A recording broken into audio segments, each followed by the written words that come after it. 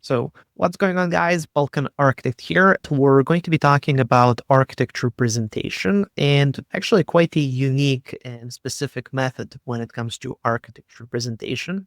I actually have a guest on, and the guest is Jason from Jerusalem. He's going to be talking about his vast experience as an architect and also about the method that he has developed for presenting these really cool and really unique like sketch rendering effects from his 3D models.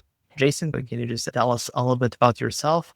Hey Milosh, it's great to be here with you, and we've been chatting for a couple of months now, and I'm really excited to share Zoom with you tonight. And yes, I'll tell you a little bit quickly about me. I'm a architect. I qualified at the University of Cape Town the turn of the century, and I come from Johannesburg, South Africa, and at the moment I live in Jerusalem and I practice as an architect, but mainly I also teach.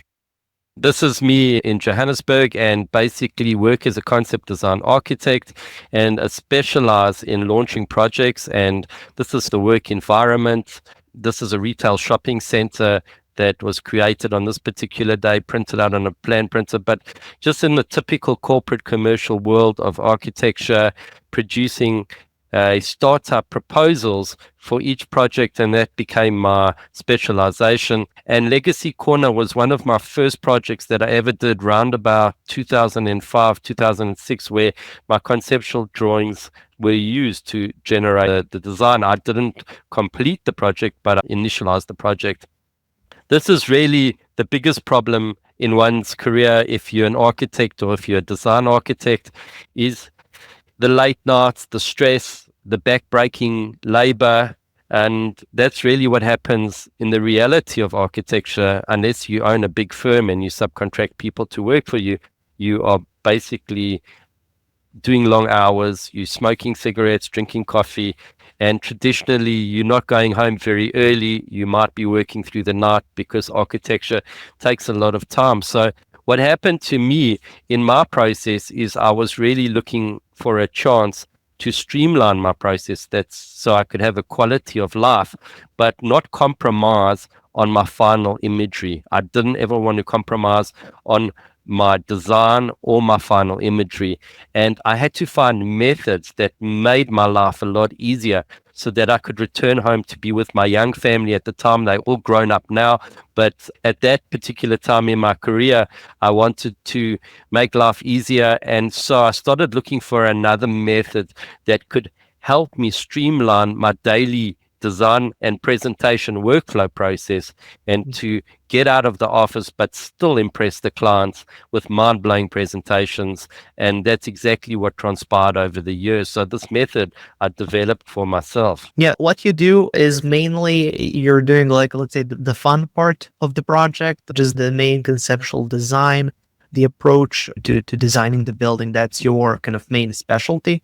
And then, of course, you have developed presentation over time in order to improve how you show off your ideas in the best possible way. Exactly. And really the fun part of the project is the beginning. But Definitely. the biggest problem with the beginning of the project is you're not normally paid for it. So you're working for fun without being paid. And the whole idea is to bring the project from a concept into a fee manifesting project, which means that the money starts to flow into your project so that you can get people to produce the drawings to build the building. And that's the whole business model of architecture, is to have pretty powerful drawings right in the beginning to get everyone moving forward. It's almost like starting a conversation, a business conversation with the clients. So that's it, yeah. So you realized that it's the presentation to clients is what's going to end up making that project a reality, and will also funding your work, which is a really important part of architecture, which we unfortunately seem to neglect. Especially young architects are expected to work for free until they develop some knowledge. It's an extremely important point that you've made, Milosh. It's really A lot of young architects that come out of university, they go work for companies, and the companies show them how to do stuff. For instance, you've got to do this, you've got to do drawings, you've got to do plans, you've got to do whatever you've got to do. But there is a process happening in the background where young architects don't realize that architecture is also a business. It's not just about designing buildings. And I think it's incredibly important to understand that when you're fresh out of university. I didn't understand that at all. I had to discover it as I went forward. For everybody, it's really important to know not only how to be really good and proficient at their job, but also financially, what do they bring to the table so they know what can they expect in terms of salary and compensation, the compensation for their work. Now, I would like to ask you about the method that you have developed. And mainly, how does it differentiate from what we usually see these days when it comes to rendering and presenting architecture processes? So, how does your method differ from that? So that's a great question. Thanks, Milos. I'm going to show you some more images. It's the best way I can explain it. It's one thing to talk, but I'm going to show you these images, and I'll show you where this method originated and what it looks like. Like I said, my process has always been about presenting the beginnings of projects to clients. And these are projects, I'm going to take you through a whole bunch, I'll show you, that were obviously modeled and then taken into SketchUp and then rendered in different ways. So this particular project is a high-rise building. It was modeled in Revit. It was rendered using V-Ray and SketchUp. Was taken into Photoshop for some post-production. And these are early day drawings. These are not my artful render method, but these were the generator for eventually getting to the artful render method. And so these are just different buildings. Mainly you can see that SketchUp and V-Ray have been used here and Photoshop to put this presentation together. So it's not just about an individual perspective. It's about multiple images or different angles of the building. And then at the end, we put them together in a collage, which kind of gives you an instant idea of what the building looks like from a couple of different angles, which is very important to portray to the client. You're expressing your design, and it doesn't cost anything to provide more views. So Yes. because you've already produced those views. This is an interior of a mall. This is the food court of a mall, and was used to show the client in a certain direction where we were heading, and wanted to show them what was really going on and what we were trying to propose. And then also retail malls, basically different angles, different views of the same model, and just being able to do it quickly, but also allowing it to still be seductive. It's not a high-end rendering. It's a cruder type of rendering done in SketchUp. This is a resort in the Kruger National Park. This is the Sabi River, and surrounding this are lions and giraffes and rhinos. And if you step out of your hotel room here, you've got to be careful. And then also you get these type of renderings which are more detailed, they're more labeled, annotated using Photoshop. But this is a proposal for an interactive safety center, which is for children, and obviously buses, school buses, and delivery spots for children to arrive into this theme park. And you can see it's all been put together, rendered in SketchUp. This is really the topic of the conversation here. This is Lumion, and this is a project that we designed in Nigeria.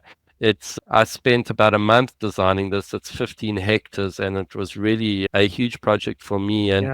But this was rendered in Lumion.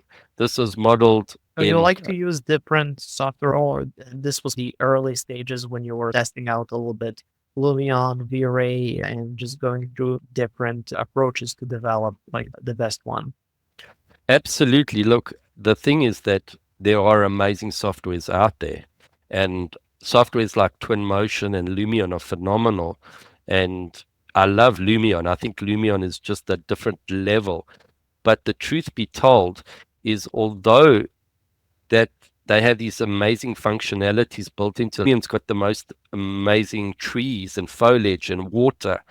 And if you're working a project in the landscape, it's just got the most amazing tools for landscape.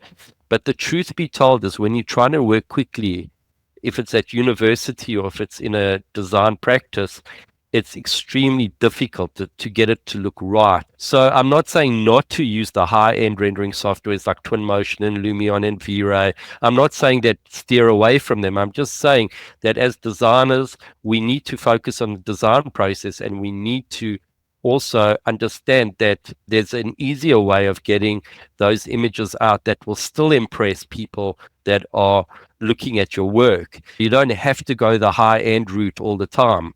The high-end route can be used, but this is for the production process in a way. When you start getting paid, where the fees start flowing, then you can start implementing very expensive techniques which are based in the high-end realm of rendering. And something to just, if I could add a little bit to that, in my limited experience, something that I have noticed is when it comes to these really large projects, time is really an important factor, sometimes even more than in any smaller project, because in those like big business world, in that big business world, time is money, and just getting a project to go through can be really time sensitive. So if you can get something done like by the end of the week, it may be what determines if the project gets built or if they decide to take it in another direction. Just speed is quite important in some of these very large projects. Yeah, exactly. But I think what you're saying is the 100% exact. And I just think the other side of the coin about what you're saying is that as architects and designers, that we want to take the load off our shoulders. We don't want to hate our day of stress. We want to enjoy our process at work. We want to enjoy our process all the time. We don't want to have that heaviness on our shoulders. We don't want to have that stress. There's nothing worse than being stressed before a deadline. There's no reason to stress. And if you've got the fast method to work, you'll never have to stress in your life, and you can enjoy architecture. It's extremely important to enjoy what you do. And the problem is sometimes high-end rendering can take that joy away. Yeah, definitely. Especially when you have to add, for example, for a lot of these projects, you do include a lot of detail, a lot of different people, vehicles, things like that. You want to add to the project, but if you were setting it up for a high-end, hyper-realistic rendering, it would take so much more time to get everything. Yeah, for example, that when you see so many elements that you have added there, but if you had to add them to make them work for a really high-end rendering, it would require so much more work. Where here, I'm guessing it's a lot more streamlined, a lot quicker to set up than you would have. Exactly that. The image before was a high-end rendering in Lumion. This probably took 8 or 9 days to do, where this took a few hours. Yeah, yeah. You know what I'm And saying? So, yeah. I guess you can say that the first one does have that little edge, but all in all, comparing the times, the second one can definitely get a project through, and especially when time is of the essence, I think it's quite crucial to have that ability. Yeah, absolutely. It's all about time. And there's nothing wrong with these white models. They really captured the attention of it's also a question about being mature about how much do you need to produce to make someone believe in your work. You don't have to go so far. If you've got plans accompanying these particular perspectives, it really will be very compelling in a meeting. Yeah, but I'd like to ask you, did you have some interesting comments or something like that from clients when they see your method of presentation? Because I'm guessing it's quite unique. They don't see that on every project. So did you ever get some interesting comments or something like that? Yeah, for sure. There've been many times where I think because it's got a fresh look, it's like the difference between a full feature movie that's been done in HD, that's been filmed, or a cartoon, or I wouldn't say a Disney cartoon. It's so you're looking at the final product being easier to digest. The final product it's not trying to mimic reality. It's saying, I'm a drawing and this is what you're going to get. And it's simpler to look at. It's easier on the eye. It's almost, you don't have to think so much. And really developers really enjoy this. I've had comments where one developer said he wants to frame the images that we did and he put it behind his desk. And it's happened a few times like that. But the truth be told, I think clients in general do enjoy this method. The feedback over the years has been unbelievable. It's just been probably even better than the high-end rendering proposals. So I would say, you're not going to compromise on their final product by the style of drawing. It's probably easier for the client to digest. Absolutely. Yeah. And we were just talking about before how at least in my experience, the high end renderings can sometimes exceed reality, and they can create it to such a unrealistic kind of movie style of hyper realism that it tends to exceed what the building would look like in real life. And I see it all the time. For example, when there's a building being built and they put up this hyper realistic rendering in front of it. And when you walk by and you like the rendering and you see the building and it looks nothing like the rendering, I would rather take the rendering than the building, because with with today's tools, they can turn everything into kind of such kind of cinematic effect that it exceeds what the building will look like in real life. Yeah, It might look a absolutely. little bit like, yeah, like it's cheating in a way where you're over promising what that's going to look like. You're But it's over not. promising a vision. And Yeah, then when the building actually gets constructed, they say, no, this is too expensive to build this way. And then the rendering is just far superior to the final product.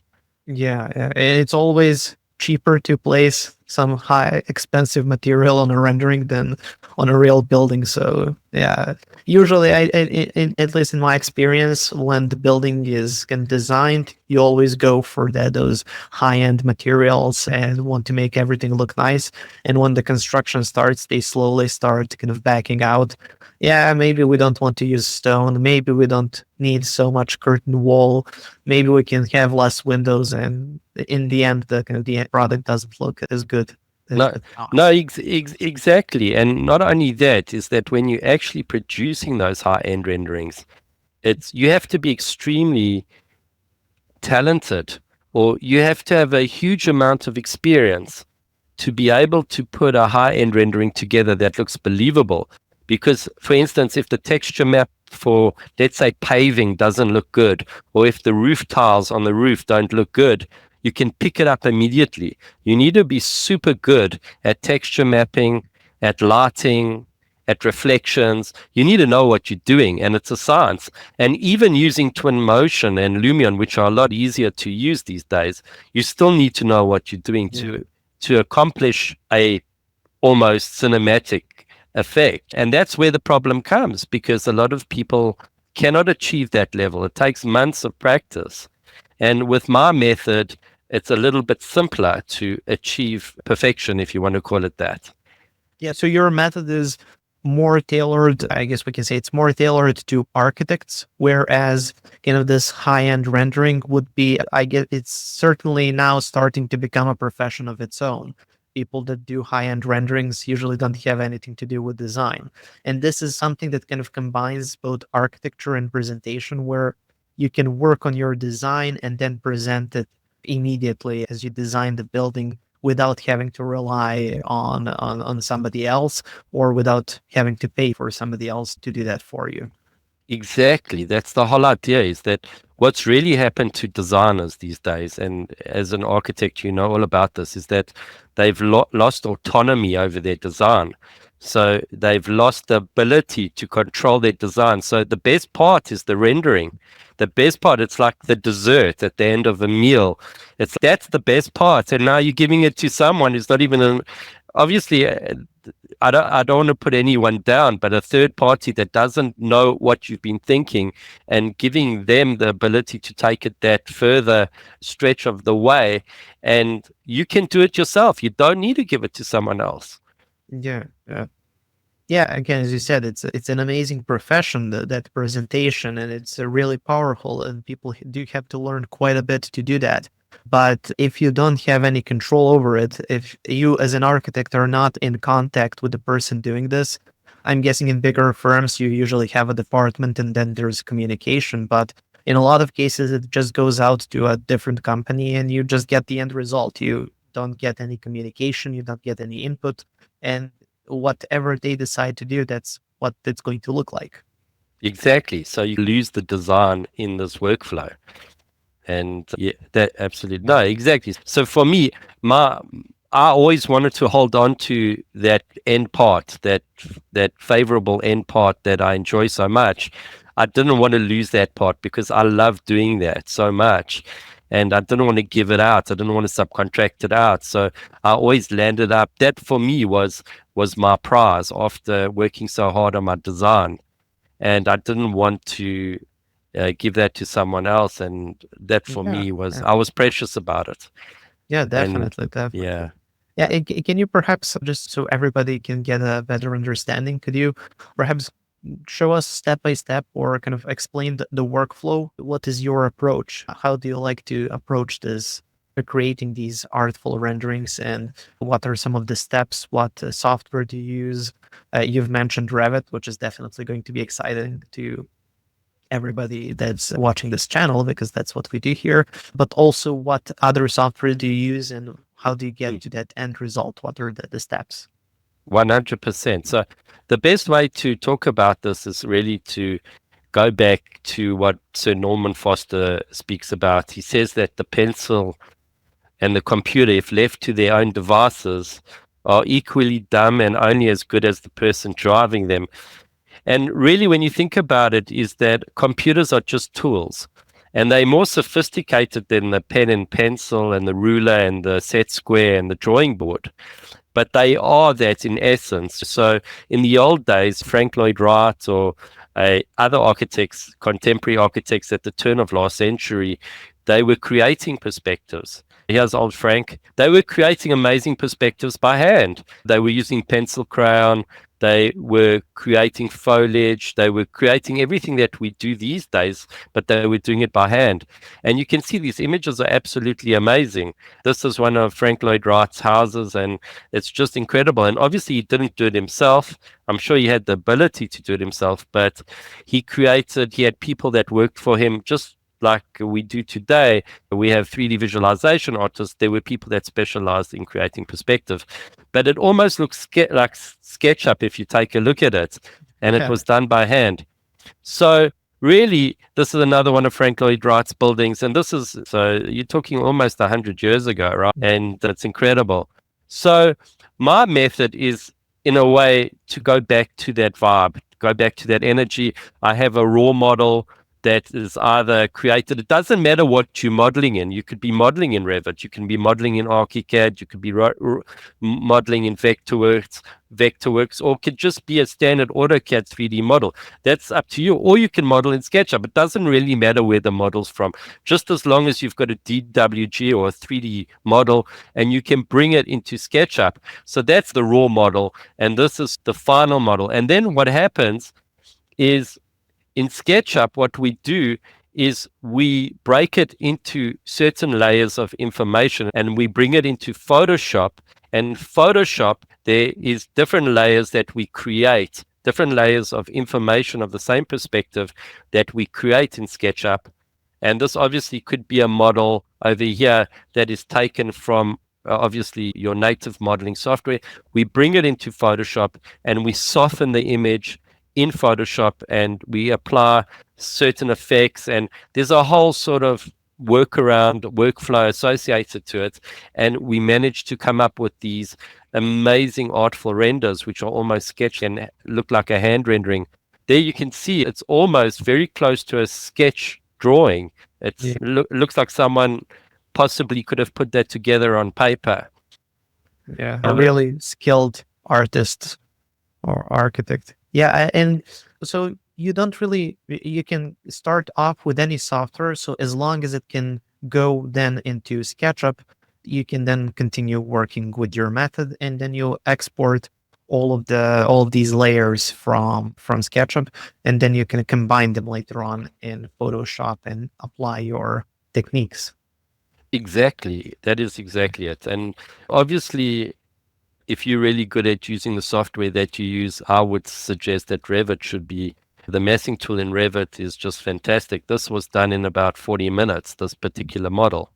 It's Yeah, part of that's one really of our impressive. trainings, and it's just a concept model, but that's what it came out. And the detail that you can conjure up in Revit is unique. So absolutely, you can use any software that you want, but obviously the design, you can't do something that design something and it looks ugly and expect it to look great.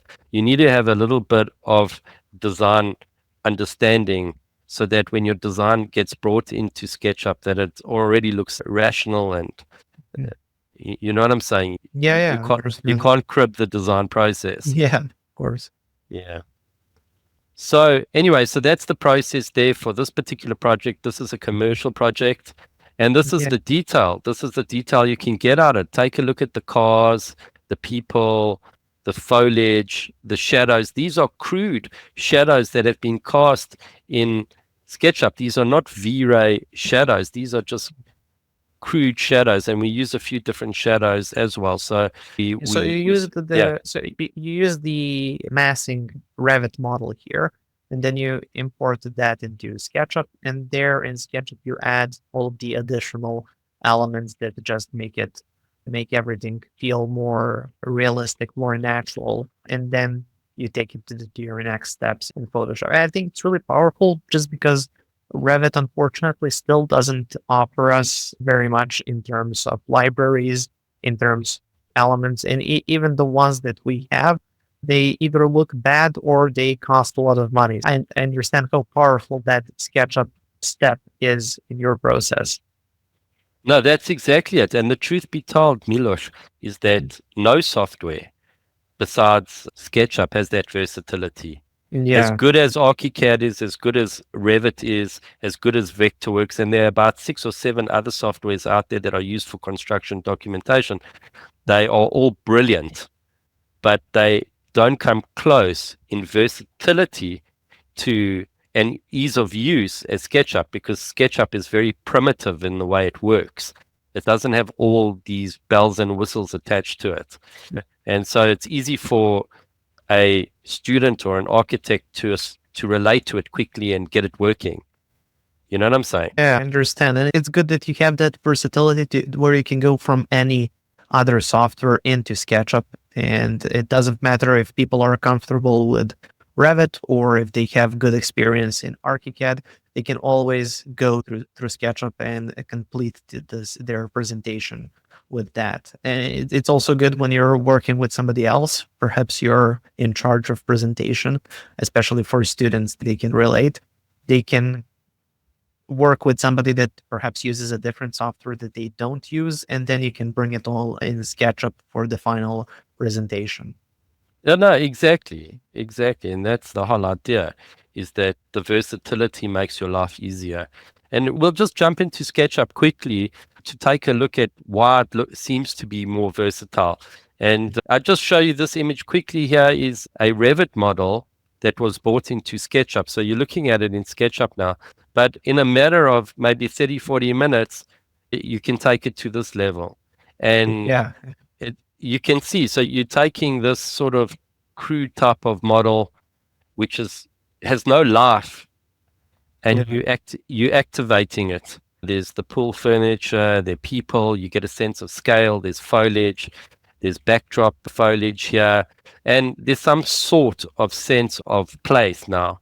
And that's really the trick. Anyway, let's see what else. Just as obviously the same image, a little bit worked, but this is the type of product that you can achieve within 10, 15 minutes. You can do an image that quickly if you're really good at it, you know? yeah. And It's really powerful just how rudimentary that initial 3D model is, and then how far you can take it in such a short time.